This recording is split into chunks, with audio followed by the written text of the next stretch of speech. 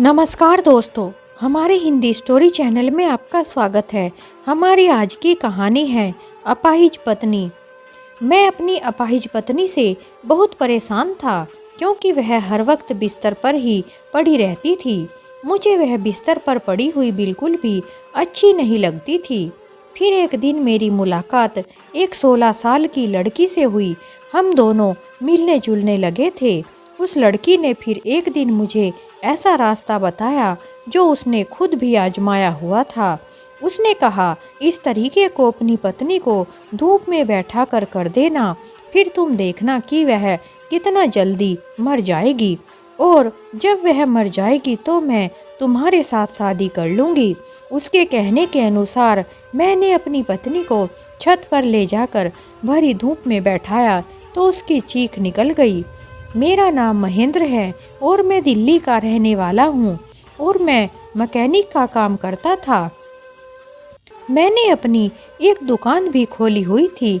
एक दिन की बात है, सुबह सुबह जब मैं अपनी दुकान जाने के लिए तैयार था, मेरी दुकान खोलने का समय हो गया था, तो एक बहुत ही खूबसूरत लड़का जो एक मैकेनिक था वह मैंने देखा।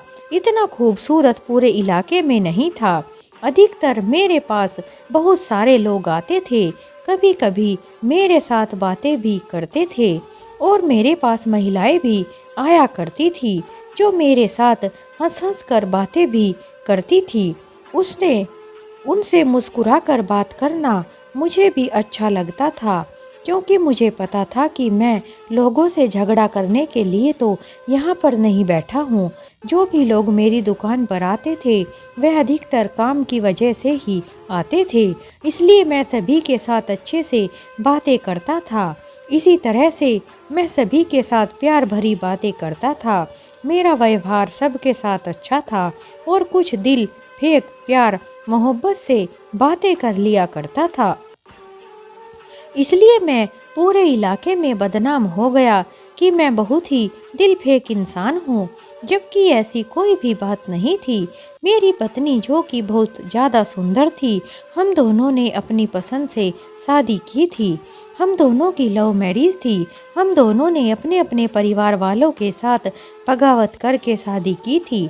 उसके बाद हम दोनों एक छोटी सी फ्लैट में रहते थे। मेरी पत्नी का नाम रूबी था। स्वभाव से वह भी बहुत अच्छी थी। जब हम दिल्ली में फ्लैट देखने के लिए गए तो मेरी पत्नी ने कहा, मुझे तो सबसे ऊपर वाला फ्लैट बहुत पसंद आया है और हमें वही लेना चाहिए। मैंने अपनी पत्नी को बहुत समझाया कि अगर हम लोग इतने ऊपर रोज चढ़ेंगे उतरेंगे तो हमें बहुत परेशानी होगी। कैसे कैसे हम रोज चढ़ेंगे और कैसे उतरेंगे? एक बार सोच लो, कहीं यह हमारा फैसला गलत तो नहीं है। और वह इतनी अच्छी ज़्यादा समिति भी नहीं थी कि वहाँ एक लिफ्ट लगी हो। वहाँ सिर्फ 4 या 5 मंजिले फ्लैट लोगों ने बनाकर रखे थे, लेकिन मेरी पत्नी नहीं मानी।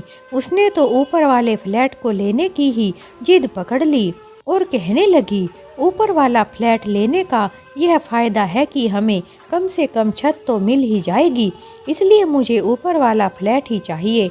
और सबसे ऊपर वाले फ्लैट की कीमत भी थोड़ा कम थी, क्योंकि ऊपर वाले फ्लैट को लोग बहुत ही कम लेते थे, क्योंकि इतने ऊपर आने जाने में लोगों को परेशानी होती थी। मैं और मेरी पत्नी दोनों ही काम करते थे। मेरी पत्नी भी काम करती थी, इसलिए हमारे साथ ऐसी कोई भी प्रॉब्लम नहीं थी कि हम किसी तरह की कोई परेशानी से ग्रसित हों। हम दोनों का स्वास्थ्य एकदम सही था और मेरी पत्नी का कहना था कि हम दोनों की एक्सरसाइज भी हो जाया करेगी, क्योंकि तुम तो अधिकतर अपने काम को बैठे बैठे ही करते हो। मुझे भी पूरा दिन बैठे ही रहना पड़ता था।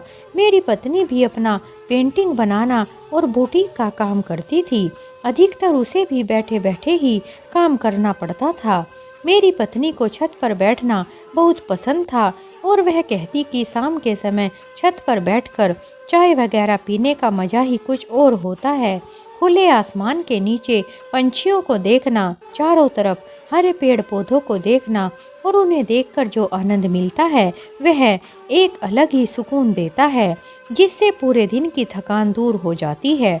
मैंने अपनी पत्नी की बात को मान लिया और ऊपर वाला फ्लैट ही ले लिया। एक दिन की बात है जब उसकी तबीयत कुछ खराब थी।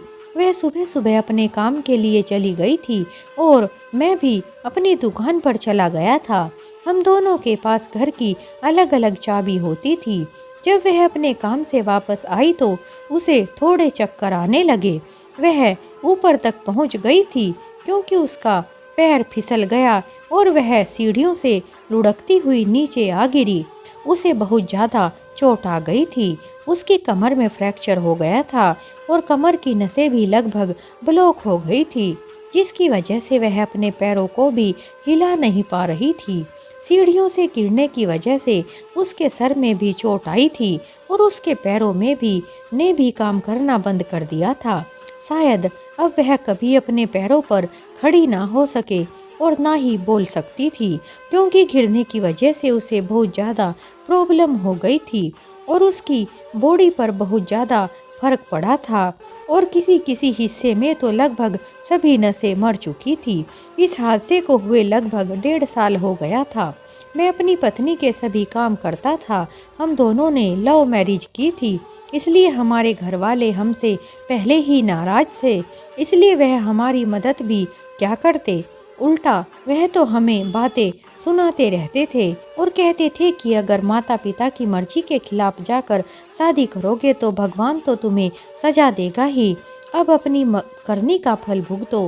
बूढ़े माँ बाप को छोड़कर अलग रह रहे थे, इसलिए तुम्हें देखो भगवान ने कैसी सजा दी है। तुम्हें उन्हीं की बद्दुआ लगी है। थोड़ा समय और बीत गया। मेरी पत्नी जब माँ बनने वाली थी, जिस समय वह सीढ़ियों से गिरी थी उस समय वह प्रेग्नेंट थी।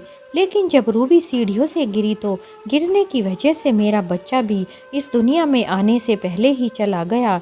यह हम दोनों के लिए एक बहुत बड़ा दुख था, या यूँ कह सकते हैं कि हमारे ऊपर तो दुखों का पहाड़ ही टूट पड़ा था। हम दोनों बहुत ही बड़ी मुश्किल में फंस गए थे, लेकिन मैं फिर भी अपने आप को खुश रखने की कोशिश करता था। हमने इस वक्त को भी बहुत ही आराम से और एक दूसरे को सहारा देते हुए बिताया। इस हादसे को हुए भी लगभग 2 साल हो चुके थे। अब मैं अपनी दुकान पर जाना चाहता था, लेकिन मुझे दुकान पर जाने का समय ही नहीं मिलता था, क्योंकि मेरी पत्नी के काम ही इतने बढ़ गए थे कि वह ख़त्म होने का नाम ही नहीं लेते थे।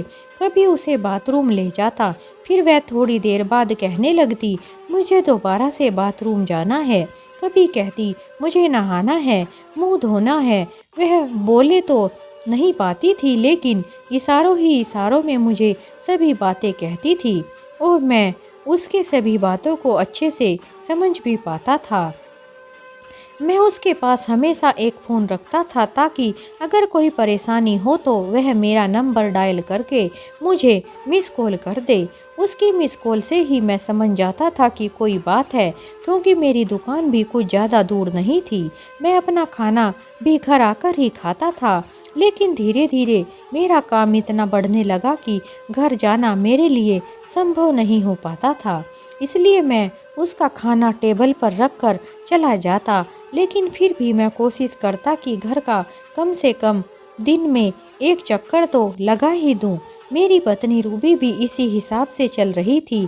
जैसा मैं करता वैसा ही वह कर सह लेती थी और मेरे लिए उसका इतना करना ही काफ़ी था। मैंने रूबी को इशारा किया कि तुम्हें कुछ चाहिए तो नहीं। उसने इशारा किया कि मुझे बाथरूम जाना है। मैं उसे एक बार बाथरूम ले गया, लेकिन फिर थोड़ी देर बाद वह इशारा करने लगी।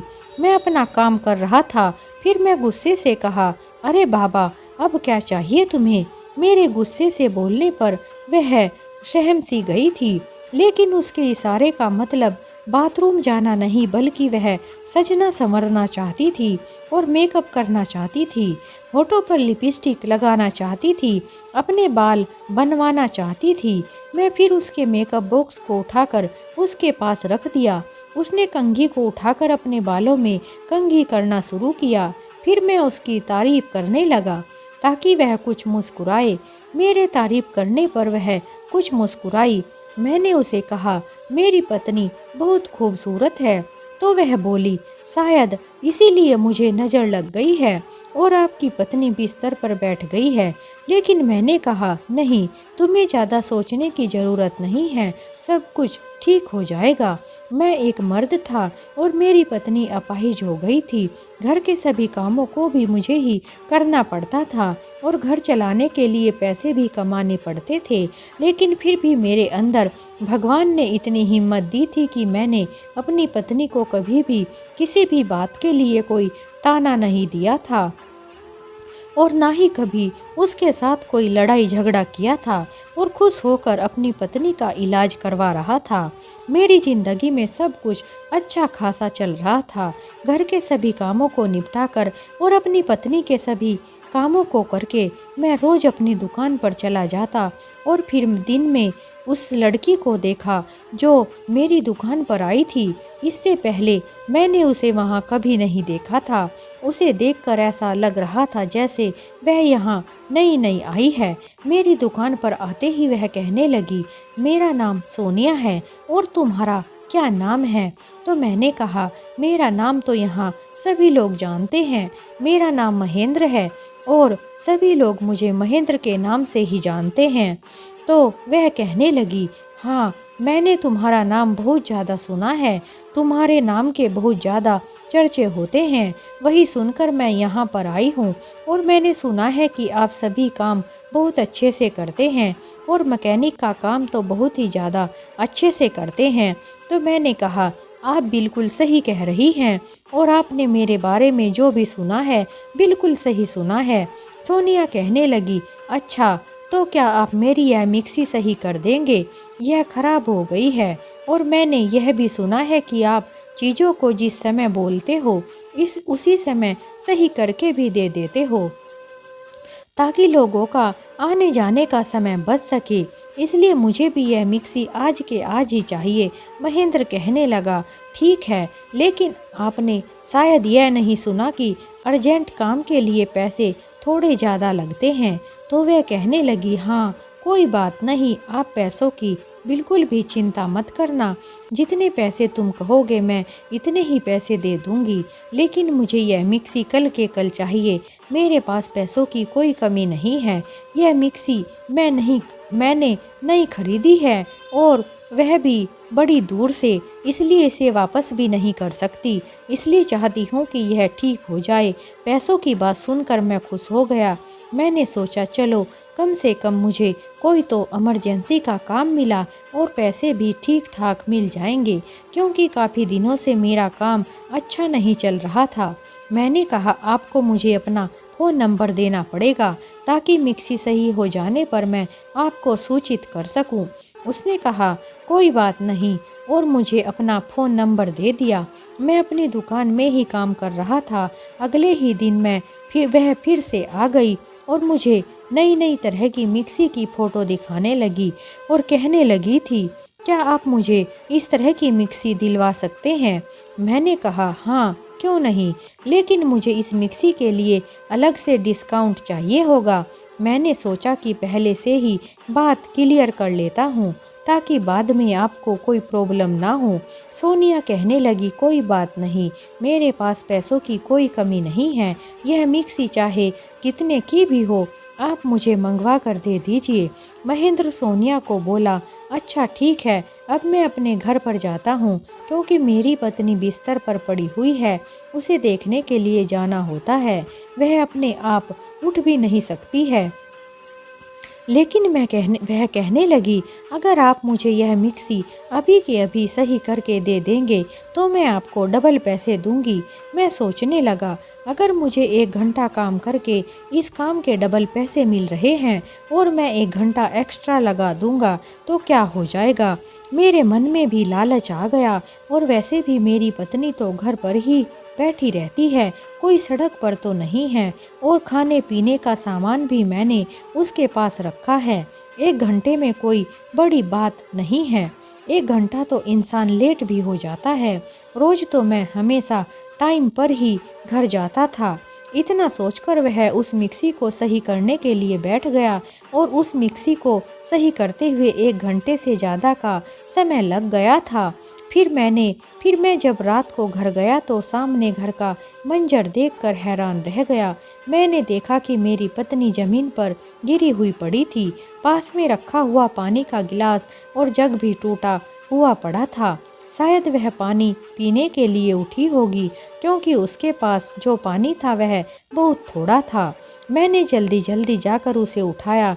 उसे कुछ चोट भी लगी हुई थी और उसके मुंह को साफ किया। उसके हाथ में भी चोट आ गई थी। यह देखकर मुझे अपने आप पर शर्मिंदगी महसूस हो रही थी। मैं उससे नज़रें नहीं मिला पा रहा था। उसके पास फ़ोन भी रखा हुआ था, लेकिन शायद उसमें बैटरी ख़त्म हो गई थी, इसलिए वह मुझे फ़ोन भी नहीं कर सकी। मैंने कहा, रूबी मुझे माफ़ कर दो, मुझे आने में देर हो गई है, क्योंकि आज एक बहुत ही अर्जेंट काम आ गया था और पैसों के लालच में आज मैं समय से नहीं आ पाया। वह इशारों में पूछने लगी कि क्या काम था। मैंने कहा, दुकान का तो कोई काम नहीं था, मेरे एक दोस्त का एक्सीडेंट हो गया था, बस उसे ही देखने जाना पड़ा।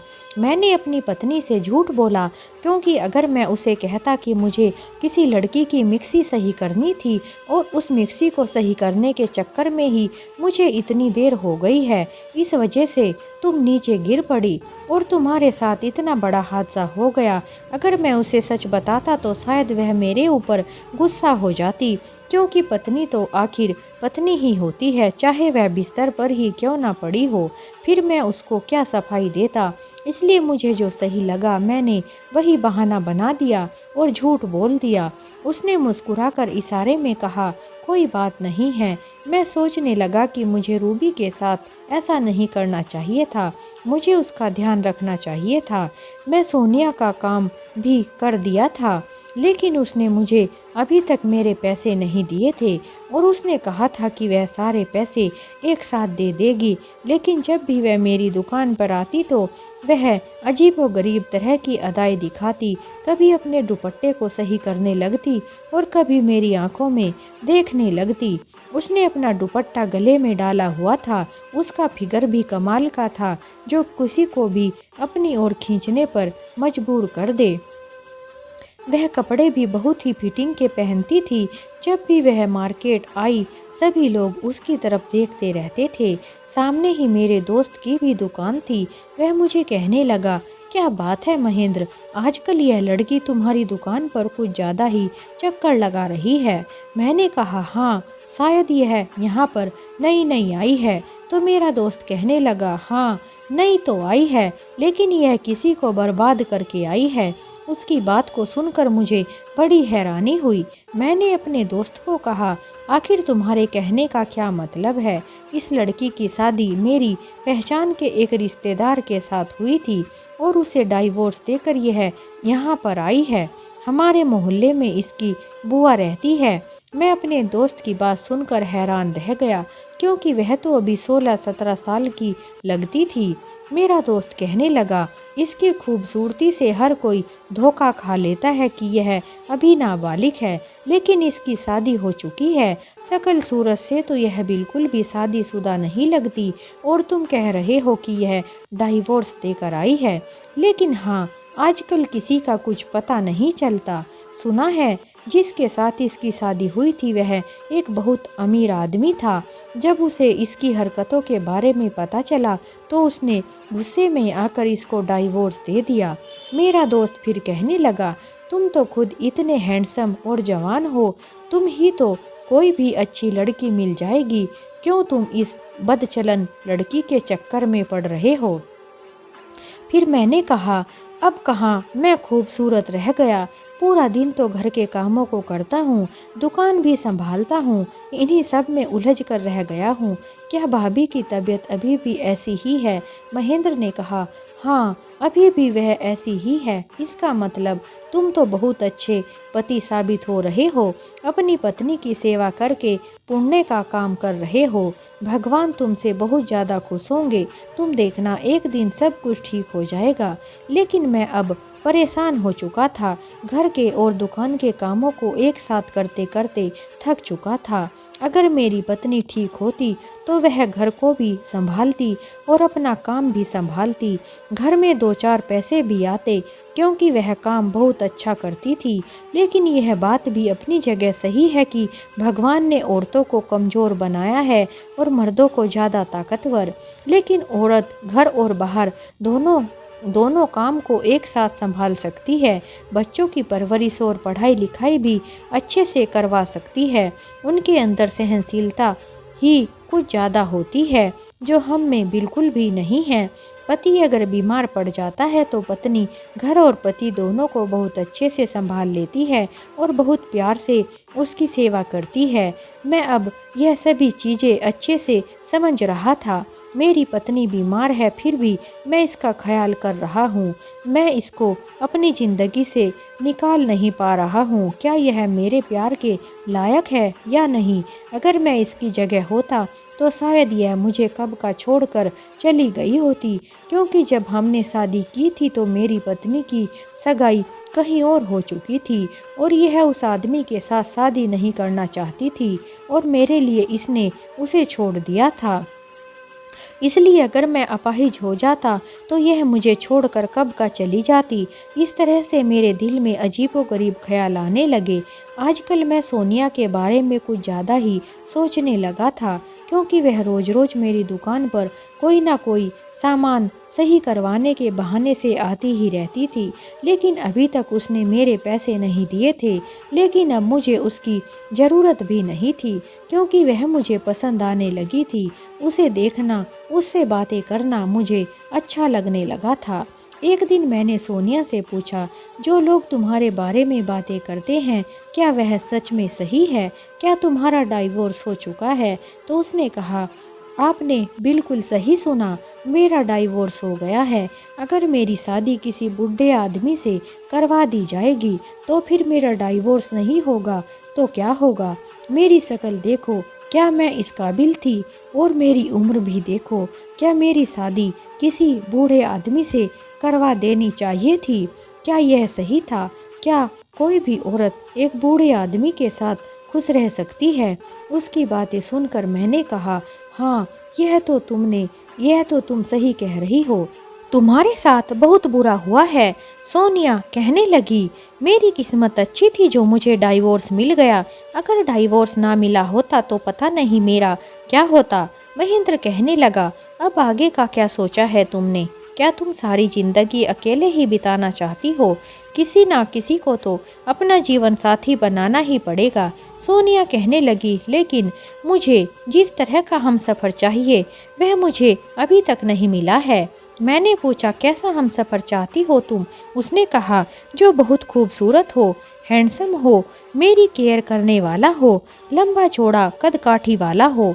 उसकी बातों को सुनकर मुझे ऐसा लग रहा था जैसे सोनिया मेरे ही बारे में बात कर रही थी, क्योंकि उसने जो खूबियाँ बताई थी वह सभी मेरे अंदर मौजूद थी। जिस लड़के की वह तलाश कर रही थी मैं बिल्कुल वैसा ही था। लेकिन उसने सीधे सीधे कुछ भी नहीं कहा। वह मेरे ऊपर डोरे डालने लगी और मैं भी उसकी बातों में फंसता चला गया।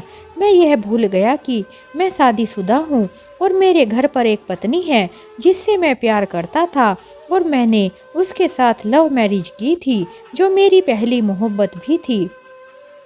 मेरी पत्नी के बीमार हुए अभी 2-3 साल ही हुए थे कि मैं उन सभी कसमों को भूलने लगा था। इतना ही नहीं, जब घर जाता तो मुझे अपनी पत्नी के ऊपर गुस्सा आता। अब रूबी मेरी आंखों में चुभने लगी थी। उसकी फरमाइशों से मैं तंग आ चुका था। मोहल्ले में ही उसकी एक दोस्त उसके लिए कुछ लेकर आई। मैंने उसे ऊपर आने के लिए कहा, लेकिन उसने कहा, इतने ऊपर कौन आएगा? हमसे इतने ऊपर नहीं चढ़ा जाता।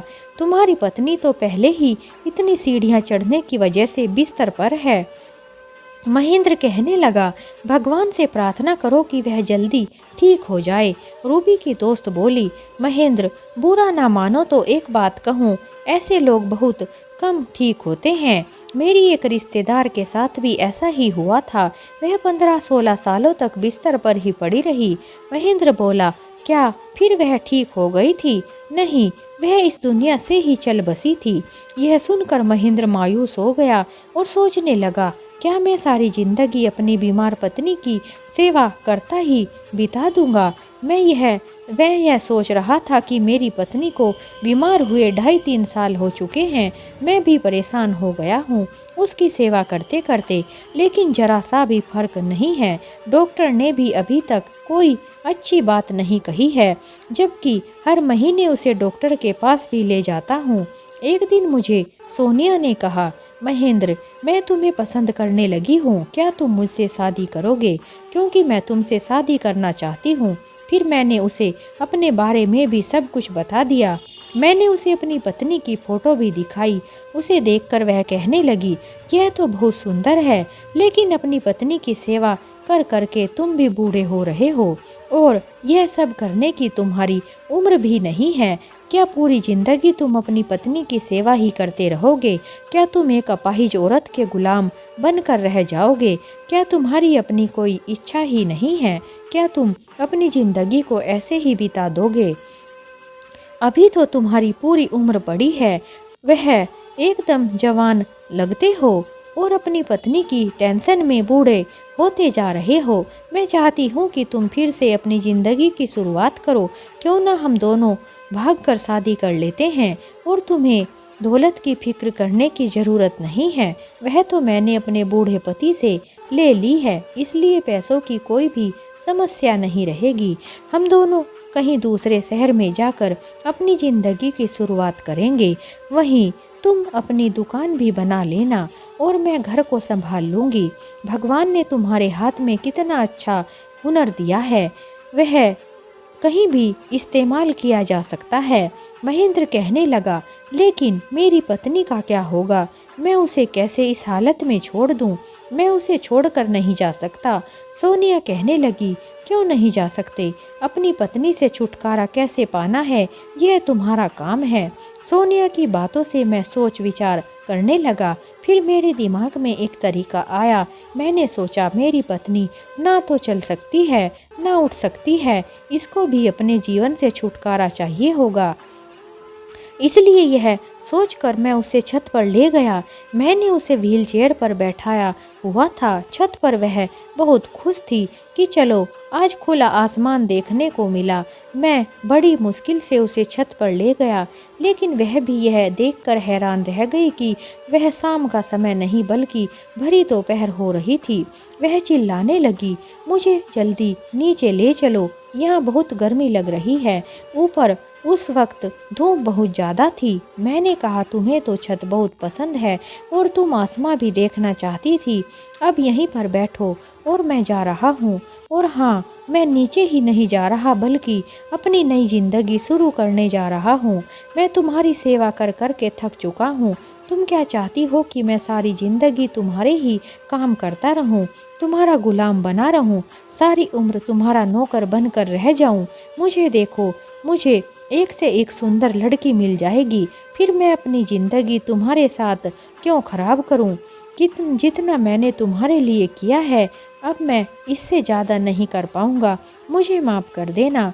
अगर तुम सही हो जाती तो शायद हमारी ज़िंदगी में सब कुछ ठीक हो जाता, लेकिन तुम कभी ठीक नहीं हो पाओगी।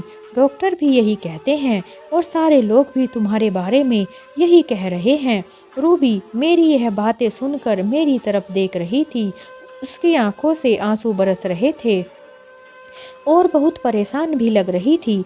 मैंने कहा, तुम यहीं पर पड़ी रहो और यहीं पर तुम्हें अपने जीवन से मुक्ति मिल जाएगी। जब तक लोगों को पता चलेगा कि तुम इस दुनिया में नहीं रही, तब तक मैं भी कहीं दूर चला जाऊंगा। मैं एक लड़की से प्यार करता हूँ और उसी के साथ जा रहा हूँ।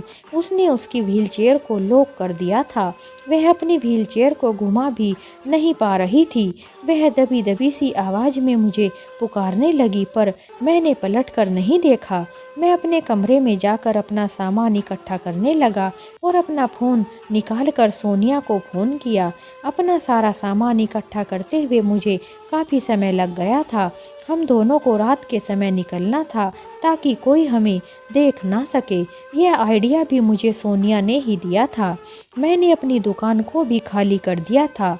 यहाँ आए हुए मुझे लगभग 2 महीने हो चुके थे। मुझे अपनी पत्नी रूबी के बारे में कुछ भी अता पता नहीं था। कि वह जिंदा भी है या मर गई। फिर एक दिन मेरे पास एक मैसेज आया जिसने मेरी पूरी दुनिया को हिलाकर रख दिया था। मेरी पत्नी रूबी मेरी नहीं थी, बल्कि वह तो अपने पैरों पर खड़ी हो गई थी। उसने अपने आप को बचाने के लिए अपनी पूरी ताकत लगा दी और दोनों पैरों पर खड़ी हो गई। और उसे पूरा दिन लगा ऊपर वाली मंजिल से नीचे आने में। रूबी ने बिना किसी सहारे के और बिना किसी को आवाज़ लगाए नीचे आ गई। यह देखकर वह बहुत खुश थी और बोली, भगवान जो भी करता है अच्छा ही करता है। शायद मेरे पति का मेरे पास होना ही मेरा अपाहिज होना था। देखो तो आज उसके जाते ही मैं अपने दोनों पैरों पर खड़ी हो गई हूँ। शायद मैं अपने लिए एक अच्छा इंसान नहीं चुना था जो मेरा बुरा वक्त देखकर भाग गया। आखिर वह अच्छा इंसान कैसे हो सकता है? फिर वह अपने घर गई और अपने माता पिता के पैरों में बैठकर रोने लगी और कहने लगी, आपने मेरे लिए जो जीवन साथी चुना था शायद वही मेरे लिए ठीक था, और जो मैंने चुना था वह कहीं से भी अच्छा इंसान कहलाने लायक नहीं था। उसकी बातों को सुनकर उसके माता पिता ने उसे गले से लगा लिया और कहा, जो हो गया सो हो गया, उसे भूल जाओ। गलती तो इंसान से ही होती है। पहले तुम अच्छे से ठीक हो जाओ, फिर हम तुम्हारे बारे में कुछ सोचेंगे।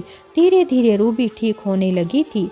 दूसरी तरफ महेंद्र और सोनिया के बुरे दिन बीतने शुरू हो गए, क्योंकि सोनिया अच्छी लड़की नहीं थी। जैसे कपड़े बदलते हैं ऐसे वह बॉयफ्रेंड बदलती रहती थी, और जितने पैसे वह कमाता था सभी अपने मेकअप और कपड़ों पर उड़ा देती थी। महेंद्र पछता रहा था। महेंद्र रूबी से माफ़ी मांगना चाहता था, लेकिन रूबी ने मिलने से मना कर दिया और कहा, मैं तुम्हारे जैसे घटिया इंसान से मिलना नहीं चाहती हूँ। एक बार गलती कर चुकी हूँ जिसकी वजह से अभी तक पछता रही हूँ, लेकिन अब यह गलती दोबारा नहीं करूँगी। मुझे तुम्हारी ज़रूरत नहीं है। सोनिया और महेंद्र का एक बच्चा भी था, लेकिन महेंद्र उसे अपना बच्चा नहीं मानता था। वह कहता था कि यह बच्चा मेरा नहीं है। सोनिया उसे कब का छोड़कर जा चुकी थी। उस बच्चे को महेंद्र ही पाल रहा था। मैंने रूबी को कई बार फ़ोन किया और माफ़ी मांगनी चाही, लेकिन उसके माता पिता उसे मेरे साथ भेजने के लिए तैयार नहीं थे, और रूबी भी मेरे साथ रहना नहीं चाहती थी। लेकिन मैं अपने किए पर अब बहुत पछता रहा था। उस समय मुझे समझ नहीं आ रहा था कि वह अपनी पत्नी को, रूबी को कैसे मनाए। रूबी के बिना उसका जीवन अधूरा था, लेकिन अब शायद बहुत देर हो चुकी थी। जबकि महेंद्र अब सुधरना चाहता था और आगे की ज़िंदगी रूबी के साथ बिताना चाहता था। इसलिए वह सभी से कहता कि कोई तो उसे मनाए ताकि वह मेरी ज़िंदगी में फिर से वापस आ जाए, क्योंकि मेरे माँ बाप भी मेरा सपोर्ट नहीं करते। वह तो पहले ही मुझे से बहुत नाराज़ हैं। जब मैं रूबी से शादी की थी, और अब तो कहते हैं कि तेरा क्या पता कल को तू हमें ही मार दे। इसलिए तुम्हारे जैसे इंसान को हम अपने घर में जगह नहीं दे सकते हैं। हमारा तुम्हारा साथ कोई वास्ता मतलब नहीं है। रूबी ने मेरे ऊपर कोई केस भी नहीं किया, लेकिन मैं अपने बुरे कर्मों के कारण पछता रहा हूँ और उस बच्चे के साथ अकेला रहता हूँ। वह मेरा खून नहीं है, लेकिन फिर भी मुझे उसके साथ लगाव है। सोनिया ने मेरी ज़िंदगी बर्बाद कर दी है। आजकल वह किसी और आदमी के चक्कर में है, लेकिन मैं इस बच्चे को अकेला नहीं छोड़ सकता हूँ, क्योंकि इसमें कोई दोष नहीं है। मैं इसका DNA टेस्ट करवाकर पता किया था कि यह मेरा खून नहीं है, लेकिन फिर भी मैं इतना निर्दयी भी नहीं हूँ कि इसे अनाथ बना दूँ और छोड़ दूँ। बच्चे तो भगवान का रूप होते हैं।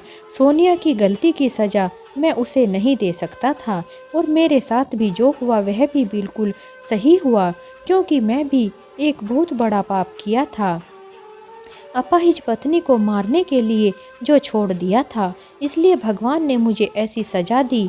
दोस्तों, इस तरह हमारी यह कहानी समाप्त होती है। अगर आपको हमारी कहानी थोड़ी भी अच्छी लगी हो तो हमारे चैनल को लाइक करें, शेयर करें, सब्सक्राइब करें। हमारी कहानी सुनने के लिए आप सभी का बहुत बहुत धन्यवाद। एक नई कहानी के साथ हम आपसे फिर मिलते हैं।